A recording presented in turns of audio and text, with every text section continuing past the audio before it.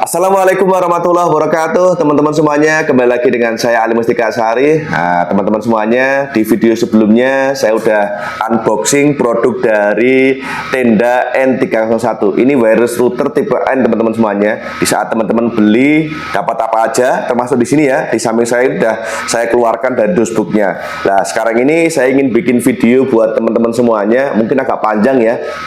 Ini tentang spesifikasi, harga, mode, performa, terus juga jangkauan yang di situ ingin berbagi pengalaman buat teman-teman semuanya. Barangkali video ini nanti menjadi salah satu referensi buat teman-teman semuanya di saat mau beli produk Tenda N301.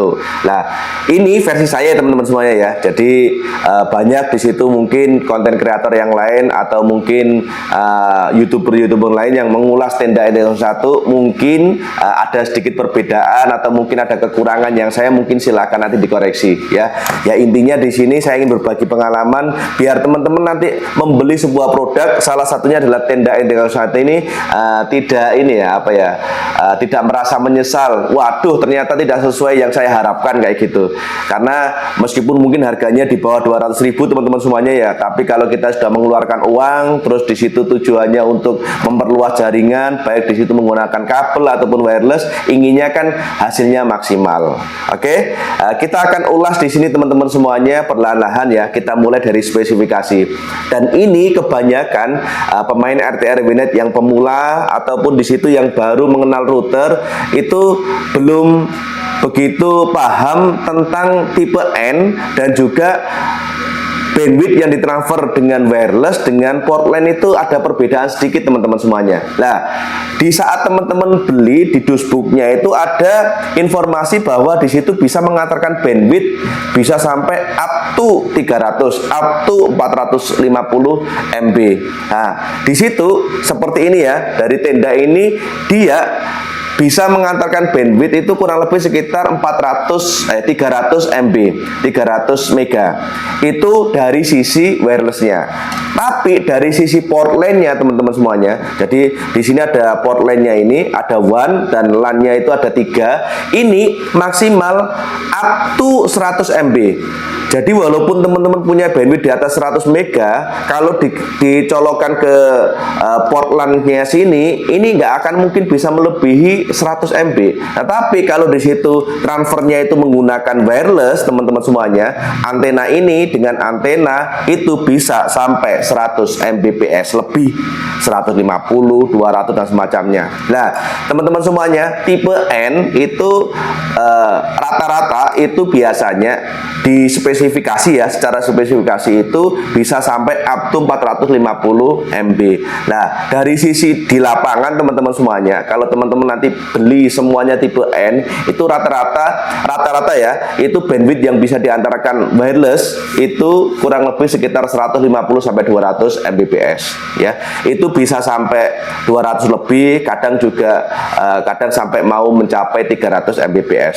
Nah, antena dari Tenda ini kurang lebih sekitar 2 kali 5 dBi. Jadi 2, ini antenanya 2, per antenanya itu 2, per antenanya itu 5 dBi. 2 kali 5 dBi. Nah, di sini karena di sini bukan high power teman-teman semuanya, secara otomatis ini tidak untuk tembus tembok. Nah, walaupun di sini antenanya itu bisa di atas 3 dBi ya, dan jangkauannya itu biasanya kalau sudah di atas 3 dBi atau 5 dBi yang di sini ya, ini bisa memutar itu kalau loss itu biasanya sampai kurang lebih sekitar 50 meter. Bahkan untuk jangkauan yang tidak ada penghalangnya sama sekali 100 meter itu juga aman teman-teman semuanya. Nah, ada beberapa mode yang mungkin teman-teman bisa pilih nanti ya. Dari modenya Tenda itu ada 1 repeater, 2 WISP, 3 di situ access point, 4 itu router. Yang paling komplit di situ router. Lah biasanya kalau teman-teman ini mau digunakan untuk voucheran, biasanya mode yang dipakai adalah mode access point. Kalau di situ mau menembak dari router yang lain atau access point yang lain terus disebarkan ke bawah, itu menggunakan mode WISP. Nah, untuk di situ mau diteruskan misalnya ada wireless ya, terus diteruskan ke alat ini menggunakan mode repeater dengan bantuan wirelessnya. Nah, di saat teman-teman di sini mau nembak mau menembak alat dengan alat, misalnya tenda dengan tenda ini mau untuk menembak ya, terus diterima. Ini jangkauannya juga lumayan jauh, tapi ini dalam kondisi loss. Ingat, di saat teman-teman itu mau menembak suatu wireless atau di situ jaringan wireless yang ada di sekitar rumah teman-teman atau di kantor teman-teman, diusahakan di sini sinyal yang didapatkan jangan sampai lebih dari min 70, kalau bisa di bawahnya ya. Di bawah di sini aturan min 70, min 60, min 50 itu bagus, sinyalnya itu kekuatannya bagus. Tetapi kalau di situ di atas min 70 biasanya kekuatan sinyalnya lemah dan di situ alat ini juga nggak akan optimal. Nah, jadi dari sisi mode teman-teman semuanya silahkan dipilih sesuaikan dengan kebutuhan. Di mode router teman-teman semuanya di situ ada PPPoE, ada juga di situ ada statiknya, ada juga DHCP. Dan dari wireless di sini bisa dimunculkan juga di situ mode tamu teman-teman semuanya. Cuma di sini saya belum pernah uji coba yang detail, tetapi secara singkat saya pernah uji coba itu ternyata tidak bisa dibuat di situ voucheran dan hotspotan voucher dengan PPoE jadi satu, tidak bisa untuk alat ini teman-teman semuanya. Jadi ini bisa 4 mode, tapi kalau dipakai untuk VLAN juga tidak bisa. Di situ saya pakai untuk yang apa itu hotspotan plus PPoE dalam satu perangkat juga tidak bisa. Bisanya di situ mode tamu atau mode guest ya. Itu dari sisi mode teman-teman semuanya. Nah, jangkauannya kalau di situ di dalam rumah biasanya ruangan 1 ya, ini kamar 1, di kamar 2 itu sudah sinyalnya berturun teman-teman semuanya. Nah, apalagi di situ kalau sudah bersap-sap, turunnya semakin kecil sinyalnya nanti itu.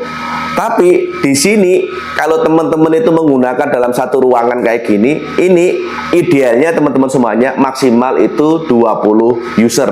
Kalau misalnya teman-teman punya teman banyak, terus di situ diserbu banyak orang, itu idealnya berapa? 20. Kalau bisa di bawah 20. Nah, kadang itu saya yang namanya juga alat elektronik teman-teman semuanya ya, kadang itu di idealnya bisa 20, meskipun di sini spesifikasinya bisa sampai 32. Tapi kadang 20 itu kadang ini sudah hang teman-teman semuanya, kadang restart sendiri dan semacamnya. Nah, kalau saya sendiri biasanya untuk satu alat yang kayak gini yang harganya 100 ribuan ya ini ya, itu biasanya saya menggunakan itu kurang lebih sekitar 10 sampai 15 user. Kayak gitu. Terus dimentokkan sampai 20 masih aman teman-teman semuanya. Kalau seandainya ternyata itu kita pakai beberapa kali ternyata di situ 20 user kok ternyata nggak bisa, ya udah diturunkan aja usernya kayak gitu. Nah, harganya berapa sih selama ini saya beli? Saya harga termurah pernah beli ini harganya kurang lebih 115.000. Itu zaman dulu kayak gitu ya. Pas apa itu keluarnya masih baru itu 115. Bahkan di situ pernah sampai yang tertinggi itu 165.000. Nah, rata-rata sekarang ini harganya kurang lebih sekitar 130 sampai 140 ribuan. Pol-polnya itu paling mentok ya sekarang kurang lebih sekitar 150 ribuan. Nah ya, jadi harganya segituan teman-teman semuanya. Oke.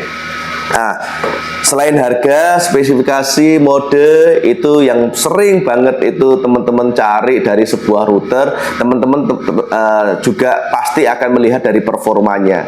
Ini saya kayak gini itu sudah kurang lebih sekitar 4 tahun 5 tahun saya menggunakan ini. Performanya dari tenda itu saya salah satu kelebihan tenda yang saya suka itu walaupun lebih dari 1 tahun performanya nggak terlalu turun drastis, masih bagus lah.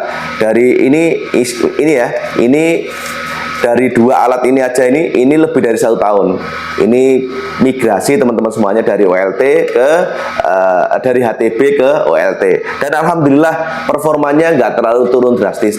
Beda dengan beberapa merek yang lain, di saat lebih dari 1 tahun biasanya performanya turun. Ini turunnya bukan nanggung-nanggung, turunnya drastis banget, kadang sampai 50% kayak gitu. Nah, mungkin ini karena routernya router indoor ya teman-teman semuanya. jadi berbeda ya. Jadi kalau teman-teman nanti beli tenda yang second, tenda NT01 itu lumayan bagus lah daripada beberapa merek yang lain. Terus jangkauannya teman-teman semuanya, ini biasanya yang ditanyakan lagi itu jangkauannya itu biasanya yang paling bagus itu berapa sih sebenarnya? Ini beberapa kali saya bongkar, terus habis itu saya taruh di outdoor, saya pakai box itu ya. Kadang itu juga saya taruh di luar. Jangkauan rata-rata ini kalau untuk HP ya, kalau untuk HP ini bisa ditangkap HP idealnya itu kurang lebih sekitar 50 meter. Semakin jauh biasanya pingnya semakin tinggi teman-teman semuanya. Jadi ini kalau 50 meter insya Allah masih aman dalam kondisi loss ya. Jadi kondisi loss atau mungkin ditaruh di aula 50 meter ini masih bagus. Tapi kalau di situ sudah 100 meter itu turun biasanya, sinyalnya udah mulai turun. Dan apakah bisa di situ 100 meter ini koneksinya? Bisa. Jadi terkoneksi internet ini walaupun 100 meter masih bisa, 150 meter pun juga bisa ya, tetapi bukan di dalam ruangan. Ingat, bukan di dalam ruangan. Insya Allah di video yang lain nanti saya akan uji coba teman-teman semuanya. Di sini kita buat loss, nanti di sawah gitu aja ya. Kita ukur berapa itu sinyal nanti yang bisa menerima ini. Tetapi di sini kalau sampai kalau menggunakan alat dengan alat, misalnya mau ditembak ini ya, ini di dalam ruangan atau di luar ruangan, mau ditembak bisa di atas 200 meter. Jadi jangkauannya cukup jauh teman-teman semuanya. Karena apa? Di sini 2 antena 5 dpi. Nah, terus di sini saya ingin berbagi pengalaman buat teman-teman pemula ya, atau di situ yang main RT RW net, di situ. Terus di situ mau menggunakan modenya itu mode statik, mode DHCP ataupun PPOE. Nah, kenapa saya bisa beli ini banyak? Karena pelanggan itu suka dengan interface-nya. Ini simple banget. Itu yang membuat salah satu kelebihan dan saya suka dengan tenda itu selain jangkauannya, selain kestabilannya, di situ adalah kesenangan dari user. User itu suka ini karena modenya simple banget gitu. Terus di situ di saat login itu hanya cukup menggunakan password saja. Dan di saat pelanggan itu mau mengganti passwordnya, mengganti nama SSID-nya atau nama WiFi-nya itu juga lebih mudah. Itulah salah satu kelebihannya ya. Jadi di saat teman-teman nanti beli yang tenda NT01, insya Allah nggak kecewa teman-teman semuanya. Gitu lah. Kalau untuk ukuran 100.000 insya Allah nggak terlalu kecewa daripada beberapa merek yang lain kayak gitu, yang seharganya sama kayak gitu. Nanti kita akan ulas dengan perbandingan dengan beberapa merek yang lain ya, itu gimana performanya.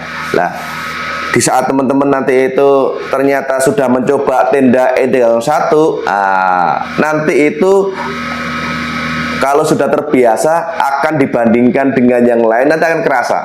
Tapi kalau hanya tenda saja teman-teman beli satu kayak gini terus dicoba ya rasanya mungkin sama saja. Tapi kalau sudah banyak router yang setipe dengan ini harganya dan spesifikasinya mirip-mirip, nanti insya Allah akan kerasa. Kenapa harus menggunakan tenda NT01?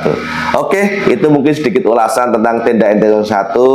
Semoga video ini menjadi salah satu referensi buat teman-teman semuanya. Kalau nanti ada kekeliruan dalam saya ini ya menjelaskan tenda NT01, silakan dikoreksi. Dan dari saya cukup sekian. Wassalamualaikum warahmatullahi wabarakatuh.